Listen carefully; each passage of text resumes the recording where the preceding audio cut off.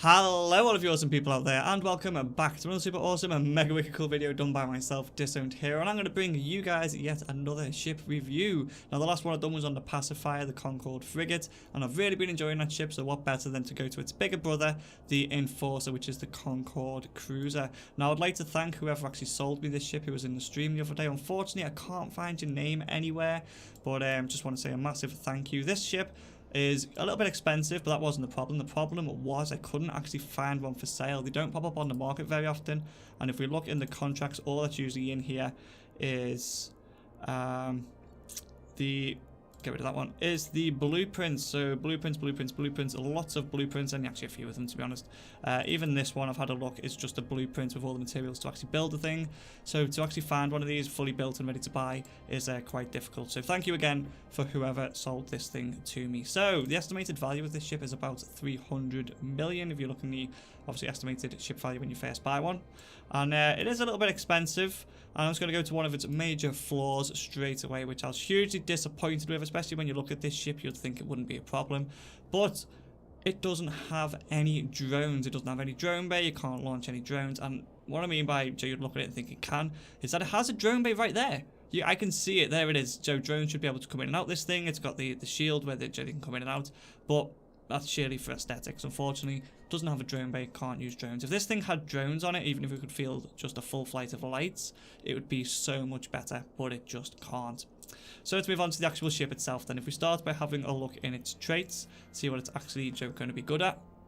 And you'll see there was lots of things in here compared to other ships in EVE Online. And this is kind of similar for all of the Concord ships. The top bonus changes every now and then. I'm pretty sure the roll bonus stays the same, but we'll basically start at the top and work our way down. So as you can see, it fits medium weapons. Apparently it's good for pinning the enemy down. Recommended for stopping the enemy from escaping. We have a good combat hull. It can be shield tanked or armor tanked. So for the recon ship bonus, we get a 5% bonus to warp scrambler and warp disruptor optimal range, which is kind of cool. We get 10% bonus to stasis webifier optimal range, which again is kind of cool because these things never seem to reach out far enough. And we also get 10% bonus to warp speed and acceleration. If you have the Galente cruiser skills up, you get 5% bonus to medium hybrid turret damage and hybrid turret tracking speed at 7.5%. Minotaur cruiser, you get 5% bonus to medium projectile turret rate of fire and a 10% bonus to medium turret fall off, that's projectiles. Caldari, they get all the bonuses to missiles, 5% bonus to launch rate of fire and a 10% bonus to flight time. Amar get the bonuses towards their energy turrets, so we get 5% bonus to damage, 10% bonus to optimal range. And the roll bonuses for this ship, first one, it gets a reduction in cloaking device CPU requirements, and it can fit the Covert Ops cloaking device, which I love anything that can fit a cloak on it. We also get this Cyanosaurus field generator as well. Cloak reactivation delay reduced to 5 seconds. We get an 80% reduction in Cyanosaurus field generator liquid ozone consumption, 50% reduction in Cyanosaurus field generator duration. Now none of these I really use, to be honest, except for the cloaking device. Now this is where things get interesting. This is where I think this ship kind of excels. It gets a 10% bonus to security statuses gained from destruction of non-capsuleer pirates whilst flying this ship. So what that means is if you're on negative security standings like myself and you need to get them up in a hurry, this ship is going to give you a 10% bonus to any security gains you get from killing NPCs, pirates, all that kind of good stuff. And the security status also affects this last one here, which is for armor repair and shield booster effectiveness. This is increased by a percentage equal to 10 times the pilot's security status, with a floor of 0 and a ceiling of 50. So what this means is if you are in positive security status by say 1, say you've got a 1.0 security status, you'll be getting a 10% bonus to armor repair and shield booster effectiveness. Get that to 2, it's going to be 20%, 3 is 30, 4 is 40, and 5 is 50, and that's where it caps off at 50. If you're in the negatives like me, basically you don't get any bonus at all, it just sticks to 0%. So this ship, basically, it can be fitted any way you want. You can put shields on it, armor on it, you can put any weapon type you want on it, except for the Triglavian weapons. They're not mentioned at all, so you can't fit them on. And smart bombs, you could put them on there, but you're not really going to be getting a bonus towards them. So with all that said, let's actually move on to what you need to fly this thing. So the requirements are basically every main race cruiser skill up to level 1. So that's Galente, Minotaur, Caldari, and Amar, need all of them to level 1, and you also need recon ships to level 1 as well. So it's actually really easy and really quick to get into this ship. And obviously if you wanted to only ever use this thing with, say, missiles, you'd only train the Caldari one because you don't really need anything else. But yeah, that's how you get into this one. Description, I'm not going to read through too much. Attributes and all that are pretty much the same. So this ship then, what can it be used for? Now, since it can be fitted near enough anyway with any weapon type, you'd think it'd be quite good at most things, especially since the hull alone costs like 300 mil. But to be honest, this one, I've not flown it too much yet, so my opinion might change, but I've used it a little bit, and I am not liking it at all, especially for its price range. It gets outperformed by near enough any other ship you can think of, particularly the tier 3 cruisers just like walk all over this, especially when it comes to numbers. Now originally I thought I'd use it similar to how I was using the pacifier. I mean, the pacifier I was using for like data and relic stuff, but I was also like hunting in wormholes with it, being all cloaky, sneaking up on people, uncloaking and blasting them in the face. If I can do that with this, so I can fit the Covert Ops cloak, I can use it similar to a Stratios and do the same kind of thing. And the fit I came up with for that, if we just open up the fitting window here, jump over to this, was this one here. I thought blasters would be ideal, get decent damage and that with them, and if I just whack some ammunition in there, it says I can't use them because I'm actually 6 days off using the Tech 2 variants, but they're in there just to show you some rough numbers. So this is down to my skills as well. But if we just put some ammunition in there and we'll go for Void, the higher damage type, we get 407.6 DPS. We're not cap stable, or we are if we have what was it, something turned off. If we have the armor turned off, we are cap stable, but we kind of need that on every now and then. And we have a cap booster as well, which will make us cap stable with everything on there. I'm not going to run through this too much. You can kind of see what's on there, and it costs 572 estimated ISKs down there. That was actually higher when I fitted it in GT. It was up to almost 800. But basically pay attention to this. We get 10,000 HP, 407 DPS. So I was like, okay, that's quite cool. Let's compare it to something. So I went out, and I don't usually fly a Proteus, but I fitted one. And I basically fitted it for exactly the same thing. And this costs near enough exactly the same as well. It's used the same weapon system, which again I'm not trained into, so you can't say, oh, much my skills are affecting it. It's the same weapon system, and if we just put some ammunition in there for this one, again we'll go for Void, you can see we get slightly more DPS. We've got 10,000 more effective hit points. We've got a lot better tank on here. The ancillary armor repair is actually repairing the same because I don't get a bonus on the other ship, and yeah, everything is just better. Speed's the same, tank's better, damage is better. This ship, for the price and how much usability this ship has, you can simply just take everything out and refit it to do something else. If you wanted to do, I don't know, maybe if you wanted to put drones on this, you would lose one gun. You can put drones on, use it for PvE missions if you wanted. This thing just, in my opinion, outperformed it completely. So I was like, right, that's kind of off the table then. This ship's too expensive and it's not ideally fit for any type of PvP. It's just going to be an easy target. So next I moved on to PvE, and again it was just getting outshined, and then it kind of hit me. I was like, right, so what can this ship be used for? And I came back to this skill this bonus at the bottom, the 10% bonus to security status gains from destruction of non-capsulated pirates. And I was like, right, so that must be what this ship is aimed for, getting your security status up. So I decided that this ship might excel at doing like combat sites, the 3 out of 10, 4 out of 10 kind of dead DED sites or something like that. Combat sites you find when you scan down in high sec, that kind of stuff. It might not be ideal for like damage and taking damage, but you're getting that bonus towards your security status, so that's exactly what I fitted it for. And again, there was other ships which will get higher DPS, there was other ships which can fit a better tank and stuff, but they don't get that 10% bonus. So that's exactly what I'm going to be doing with it today. I know this intro's going on for quite a while. We'll undock soon, don't worry. So I've gone with this. I've gone for focused medium pulse laser 2s and the highest, and that's because my skills, I've always kind of been on more, my skills kind of lead towards lasers, and since I'm going to be doing the Blood Raider ones, the damage type is ideal. But you could put rockets in here, or heavy assault missiles or something, and you'll be able to change your damage to deal damage to whatever kind of site you're running. I've got the Sisters Core Probe Launch, obviously to scan the sites down. Covert Ops Cloak, because I wasn't sure what else to put in the highest, and having a Covert Ops Cloak is always fun. Large Shield Booster 2. Gone for 2 adaptive invulnerability fields 2s. I've got a Fed Navy 10mm Afterburner and a Large Republic Fleet Cap battery. In the lows, we've gone for 3 Dark Blood heat sinks. Got a Tracking Enhancer 2 there as well, and an Overdrive Injector system just to help with speed. I've also got a Collision Accelerator to help with damage, and the Medium Energy Locus Coordinator to help with range. So the idea behind this fit is to kind of stay at range and blap them from afar. With a tank as low as this one, with actually, if we turn that on. With a tank as low as this one, which only has 10,000 EHP, and we've got 66% bonus across the board, so I don't really want to be brawling. So we've got a range on these of up to 42, that's with fall off, 37 optimal. And this thing is pretty much cap stable. As long as I just use my large shield booster in bursts, we should be fine. Yeah, so the idea is we're going to get some decent speed on this thing, stay at range, and blast away. No drones, which is a shame, but other than that, should be fine. There we go, there's the estimated disc, coming back at 853 mil, so it is expensive. Oh, one other thing actually before we do undock. This thing is actually really good when it comes to fitting, as you would guess, since it can fit like any tank, any weapon, all that kind of stuff. It's got a lot of CPU and a lot of power grid. So I can actually swap this out and put 100 MN Afterburner in there. So that'll be an oversized Afterburner, an oversized shield booster, and an oversized cap battery, and it all fits quite happy. The only reason I didn't go for that was mainly because my cap would suffer a hell of a lot, and I'd like to have this thing active all the time with an oversized one, which I kind of can't. I'll have to use that in bursts as well.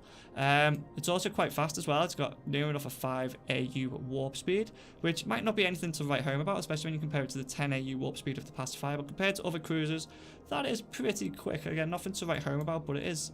So it's noticeably fast. So with that said, now I am actually going to undock and go and find something to shoot at. Again, having that covert ops cloak in the highs as well does come in handy, because anyone who sees this is just going to see it as a pure show-off kind of blingy ship and might take a pop at you, especially high-sec gankers. And I've already been locked up twice in this whilst leaving the Amar trade hub and the Jita trade hub, so we just simply to run away. So let's go see if we can find ourselves a combat site, mainly not in 1.0 space. Let's go a little bit lower. Alright guys, so I have not been able to find any type of combat site whatsoever in high sec, so we have jumped into low sec, and this might be very silly considering that this costs a lot of money and it's going to be a prime target for anyone who wants to kind of come and have a go at it. But at the end of the day, we kind of need to be a little bit dangerous, don't we, in order to get things done. So I'm not going to bother scanning down any sites, since low sec sites can be quite difficult as it is. I'm simply going to go for... pretty sure Sancha are weak against EM and Thermal. Not sure what the difference between a rally port and a port is. Not quite sure. Just going to go for this one, I think.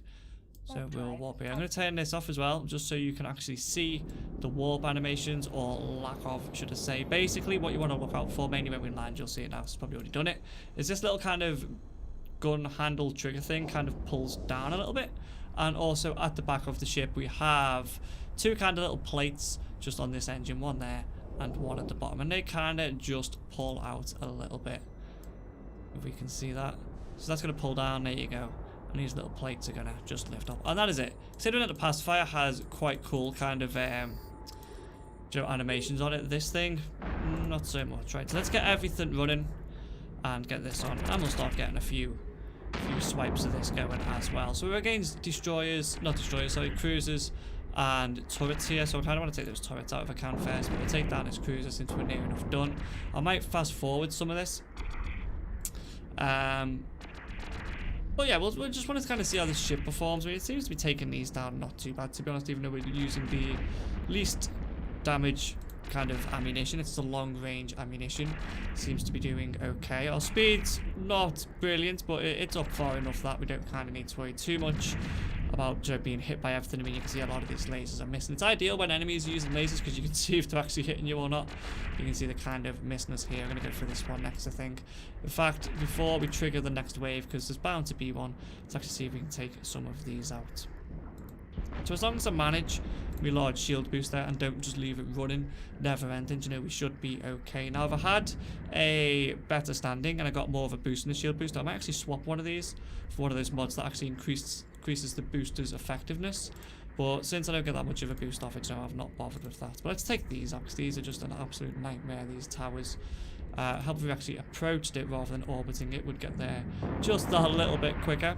And we will take a bit more damage now when we get in range of these as well.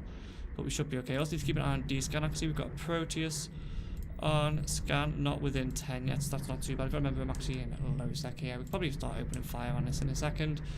There we go. And we're just going to start heading kind of that way-ish, I think. I remember as well that the Proteus can't actually cloak. But no, he's still on scan at 14, so that's not too bad. Be a shame if I lost this thing before I actually got to properly test it. Take that one out, and then we'll go for this one next. Start pulling a little bit of range on these. Right, Proteus is off scan now, so he's either cloaked and coming, or just a little bit perfectly okay, and I've left my shield booster running yet again. Alright, so we'll take this one out. And then we'll take this one out here as well. We've got a lot of people in the system actually. There's about 13 people in Locus, so again, not ideal to be in here, but I couldn't find a site in high sec, so this is just going to have to do. Once that one's gone, we're going to go for this one. The lasers don't actually seem to be doing too bad. I know lasers are a little bit not too good because they're limited to EM and thermal, but they seem to be nailing through the Sancho okay. But they are weak to EM and thermal. You could quite easily whack missiles on this thing if you wanted, and be able to switch damage type as quick as clicking your fingers. Alright, so I'm starting to wondering where that Proteus has gone, because as I say, he can cloak. He could be literally right next to me now, and I'd have not even a Scooby to know that he's here. But we'll just keep going. Not worried about the loot or anything. We'll leave all that. I just want to kind of complete the site and see how we get on. So yeah, probably fast forward from this point, I think, and I'll see you at the end.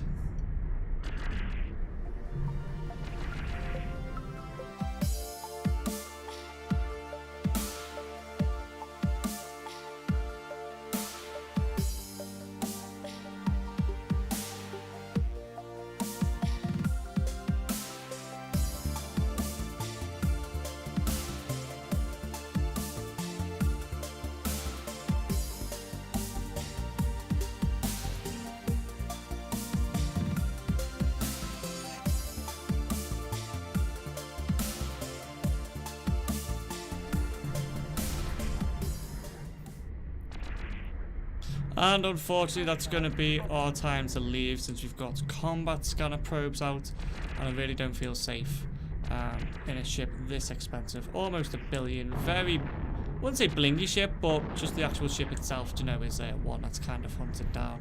But that was running that site absolutely no problem. We were getting through cruisers. We had battleships warp in there, but couldn't quite stay for them. But yeah, for running combat sites, this thing, I mean, what's my standing? Probably not gone up yet. We'll give it a few minutes, wait till the standing goes up and see exactly what it went up to. But combat sites of this thing, not the best ship in the world. Not going to say you should run off. This is the ultimate ship for running sites in. But yeah, handled them okay, and you're going to be getting that extra 10% to security standings, which is, you know, perfect as well. So definitely worth a look. So let's just dock up and wait a few minutes for those standings to take effect, and we'll see how much they've changed by. Alright, so the numbers have just come in. We managed to get a bounty load worth of 976 millimeters of things we managed to blow up there. So not an awful lot.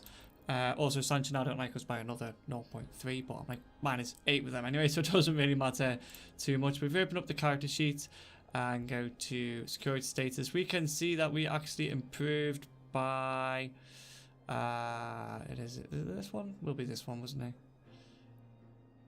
And that one. Yeah, because it's within 5 minutes of each other.